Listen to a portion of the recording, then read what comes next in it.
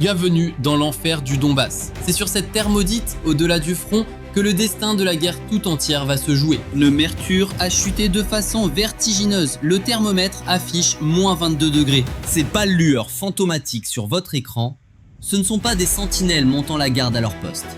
Leur combat est fini. Ils n'attendent plus aucun ordre, plus aucun miracle. Ce sont les ultimes victimes silencieuses, sacrifiées sur l'autel du plus grand mensonge que Moscou ait jamais vendu au monde, à son peuple et à ses ennemis depuis des siècles. Les vents hurlent avec une telle férocité que même les drones FPV, pourtant considérés comme les faucheurs ultimes de la guerre moderne, restent cloués au sol, impuissants face à la fureur des éléments, abandonnant les soldats à la morsure mortelle du gel. Mais attention, ce spectacle de début 2026 n'a rien d'une marche triomphale. Nous assistons à l'effondrement biologique et logistique le plus catastrophique de l'histoire militaire moderne. Une superpuissance mondiale est littéralement en train de mourir de froid au fond de ses tranchées. Et pourtant, le véritable cauchemar est ailleurs.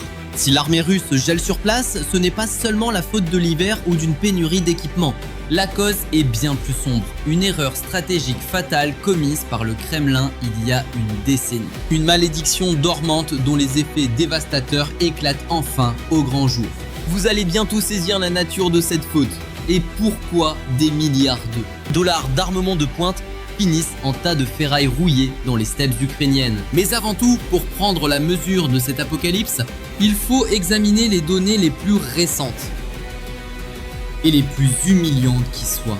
Oubliez les rumeurs des réseaux sociaux ou les blogs obscurs, ce que je vais vous révéler est du sérieux. Ces chiffres proviennent directement des rapports techniques de l'élite du renseignement, l'Institute for the Study of War et le CSIS, basé à Washington et Londres. Le verdict est sans appel, la vitesse de progression de l'armée russe est pire que durant les heures les plus sanglantes, les plus léthargiques et les plus primitives de la Première Guerre mondiale. Ouvrez grand vos yeux sur ces statistiques. C'est peut-être la marque d'infamie la plus cinglante de toute l'histoire militaire moderne. Tenez-vous bien, au début de 2026, la vitesse moyenne de l'armée russe est encore plus lente que lors de la tristement célèbre bataille de la Somme, ce carnage qui symbolise l'enfer statique des tranchées. Cet abîme où les soldats ouissaient des mois dans la boue, sacrifiant des centaines de milliers d'âmes pour gagner une poignée de mètres. Et aujourd'hui, la Russie, armée de ses missiles hypersoniques, de son artillerie guidée par satellite, de ses systèmes de guerre électronique et d'un budget de plusieurs milliers de milliards de roubles,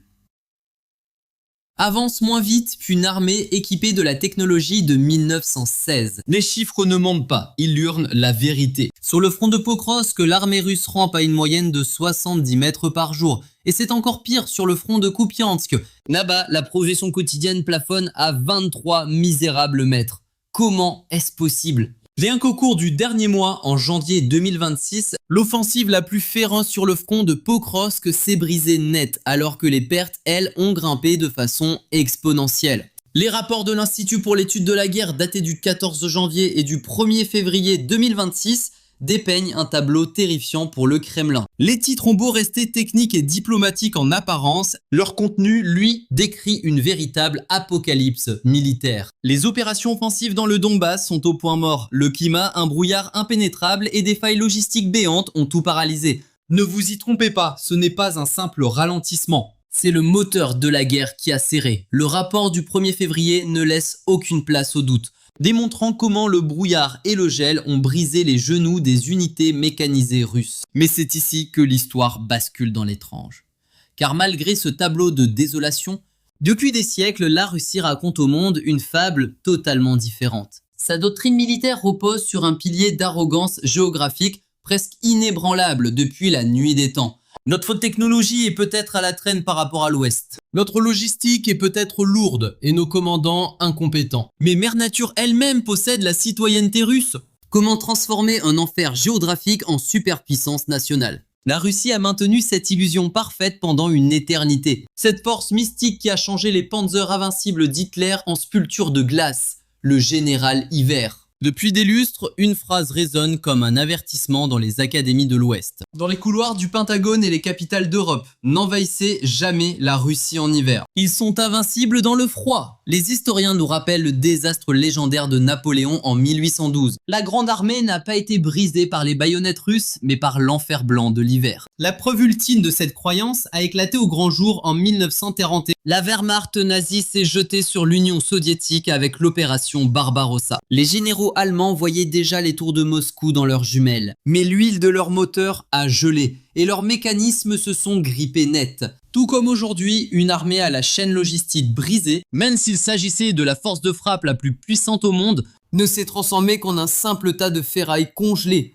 Les soldats allemands en uniforme d'été se sont endormis dans les tranchées pour ne plus jamais se réveiller. L'armée rouge, quant à elle, a lancé une contre-attaque dévastatrice avec des troupes fraîches venues de Sibérie, forgées par le froid. Le monde a retenu une leçon cruciale. La Russie est le maître absolu de l'hiver. La propagande soviétique et les films d'Hollywood ont martelé ce message durant toute la guerre froide. Même nous avons inconsciemment supposé que les soldats russes étaient immunisés contre le gel. Qu'ils pouvaient se battre à main nue par moins 40 degrés, dopés à la vodka et à la pure volonté, c'était du marketing de génie. Le Kremlin envoyait ce message clair au monde entier. Vous comptez sur votre technologie ? Nous comptons sur notre résilience immortelle. Le Kremlin a fait confiance à ce vieux général en envoyant son premier char en Ukraine en 2022.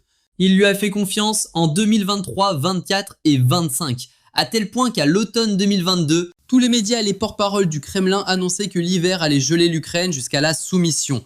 Que Poutine transformerait l'hiver en une arme de destruction massive. La stratégie était d'une simplicité enfantine. L'Europe va geler sur place. L'Ukraine tombera à court d'énergie et se rendra. Et nos soldats, génétiquement codés pour le froid, marcheront vers la victoire. Même au moment où l'invasion de 2022 a commencé, les généraux russes prévoyaient de geler la boue pour rouler sur Kiev. Mais les légendes ont une vilaine habitude. Elles s'évaporent face à la logistique réelle et aux mathématiques brutales de la guerre moderne. Ou, comme dans ce cas précis, elles finissent par geler. Car l'hiver de 2026 n'était pas seulement l'ennemi de la Russie. Il fut l'architecte principal de l'effondrement structurel de son armée. Le détail vital que Poutine a oublié est le suivant. Par le passé, l'armée russe était sur la défensive. Elle jouait à domicile.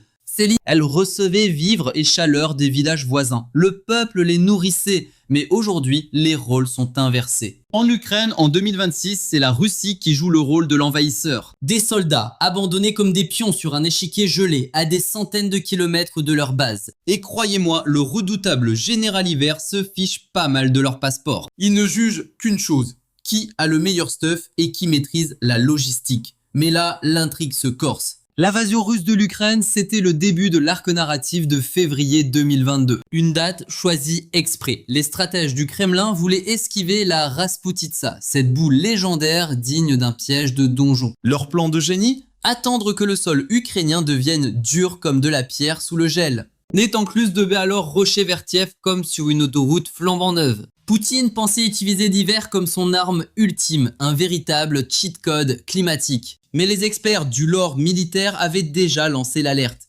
L'hiver, ce n'est pas juste une histoire de sol dur.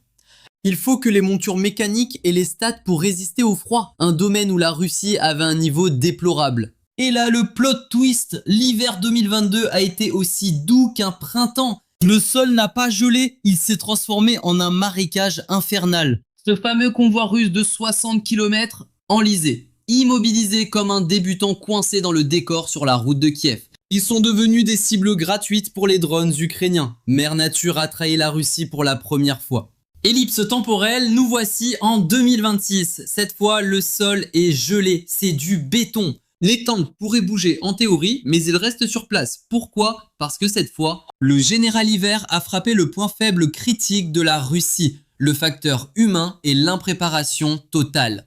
Ce scénario catastrophe rappelle un autre désastre épique de l'histoire. La guerre d'hiver de 1939. L'Union soviétique attaquant la petite Finlande avec son armée de boss final. L'armée finlandaise était minuscule, une équipe d'outsiders. Mais ils avaient le stuff ultime, ski, camouflage blanc et poils chauffants dans les tentes, le confort 5 étoiles en forêt. En face, les soldats soviétiques, eux, ils se baladaient en uniforme sombre, de vraies cibles vivantes sur la neige immaculée.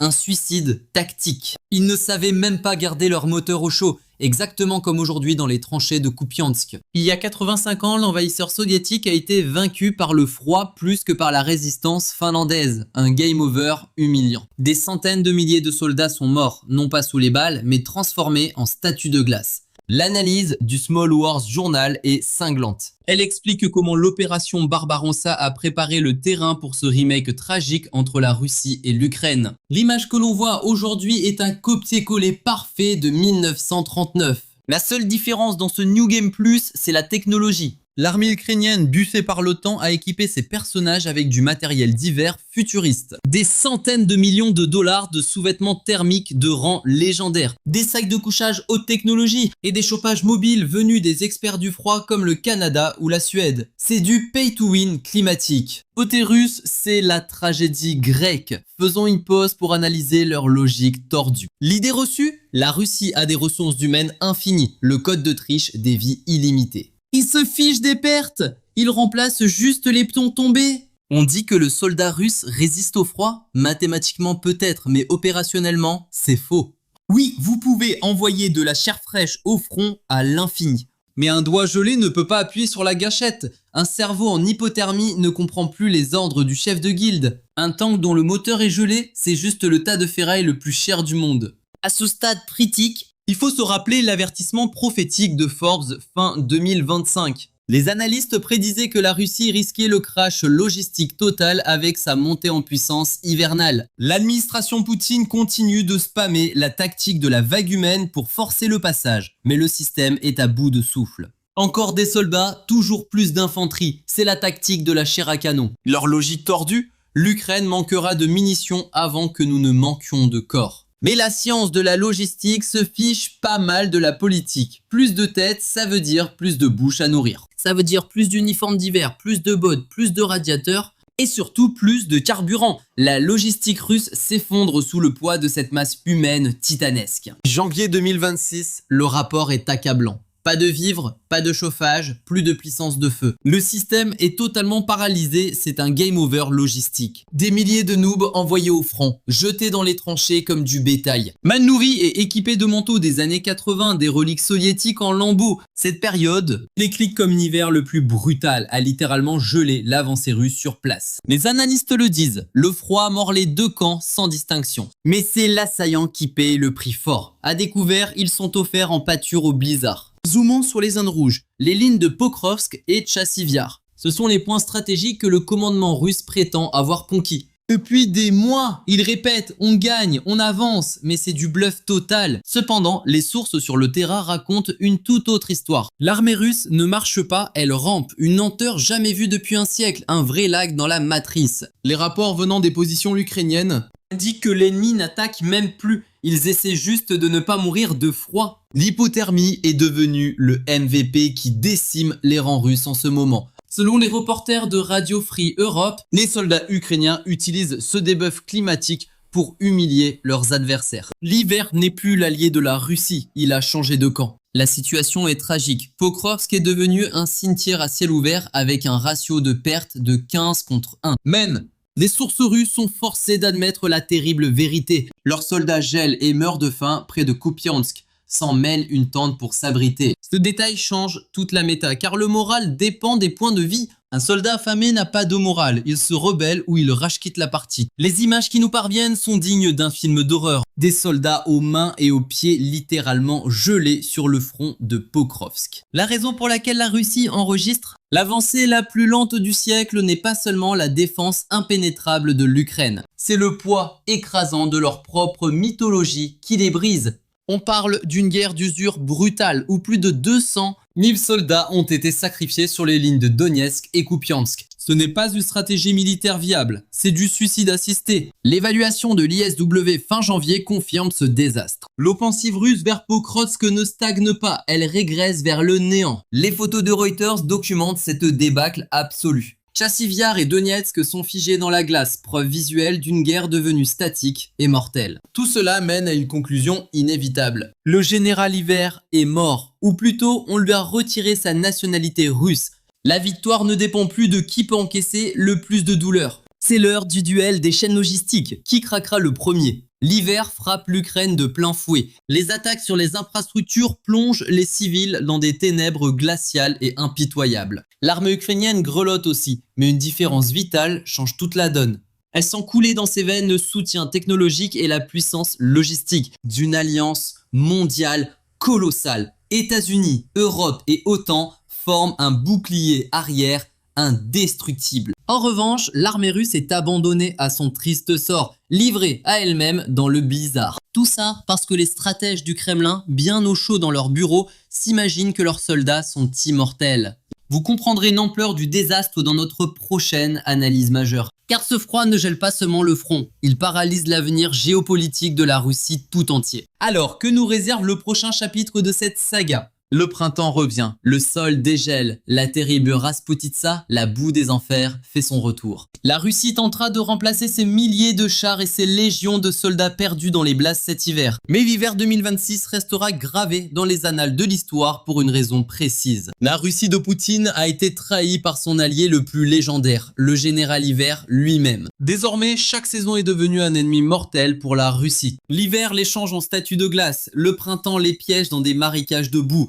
Et l'été, armé par les munitions de l'Ouest, il prépare le terrain pour la résistance héroïque de l'Ukraine. Dans cette vidéo, vous avez assisté à l'effondrement d'un mythe. Mais comment ont-ils financé ce cauchemar logistique ? Ou plutôt, comment ont-ils échoué lamentablement à payer la note ? Des milliards de dollars partis en fumée, voilà le sujet de notre prochain épisode explosif. Nous examinerons bientôt la chute silencieuse du rouble face à ses dépenses militaires titanesques sur TGN. L'hiver touche peut-être à sa fin, mais pour l'armée russe, le véritable grand froid ne fait que commencer. À vous de jouer, la technologie l'emportera-t-elle ou l'obstination du nombre écrasera-t-elle tout sur son passage? Dites-nous en commentaire si vous pensez que le général hiver a vraiment changé de camp. Une présentation TGN. Merci de nous avoir choisis pour suivre cette épopée.